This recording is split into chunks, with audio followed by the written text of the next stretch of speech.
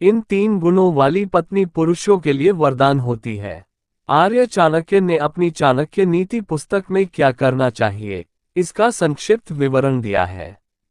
जीवन जीते समय कौन सी गलतियां नहीं करनी चाहिए, एक आदर्श पति कैसा होना चाहिए, एक आदर्श पत्नी कैसी होनी चाहिए, अपने शत्रु की पहचान कैसे करनी चाहिए, किसे अपना मित्र कहना चाहिए, एक राजा कैसा होना चाहिए, उसे अपनी प्रजा के साथ कैसा व्यवहार करना चाहिए।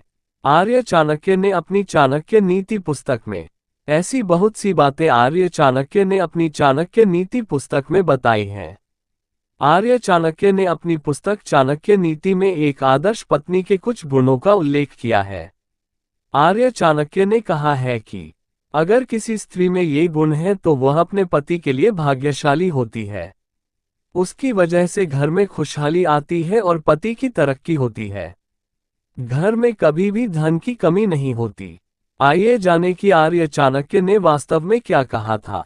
आर्य चाणक्य कहते हैं कि जिस स्त्री में मितव्ययी जीवन जीने की आदत होती है, जो स्त्री अपने पति के पैसे को कभी भी अनावश्यक चीजों पर खर्च नहीं करती, ऐसे दंपत्ति का जीवन सुखमय होता है। पत्नी द्वारा बचाया गया पैसा जरूरत के समय काम आता है। आर्य चाणक्य कहते हैं कि शादी के बाद स्त्री और पुरुष दोनों को एक दूसरे के प्रति ईमानदार रहना चाहिए। पति और पत्नी संसार के 2 पहिए हैं।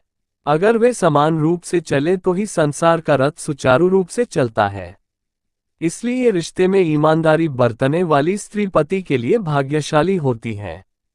आर्य चाणक्य कहते हैं कि पति आजीविका के लिए बाहर जाता है, इसलिए उसकी अनुपस्थिति में बच्चों को अच्छी तरह से शिक्षित करने की जिम्मेदारी महिला की होती है। केवल मां ही बच्चों को अच्छी तरह से शिक्षित कर सकती है। इसलिए बच्चों को अच्छे संस्कार देने वाली स्त्री पति के लिए भाग्यशाली होती है।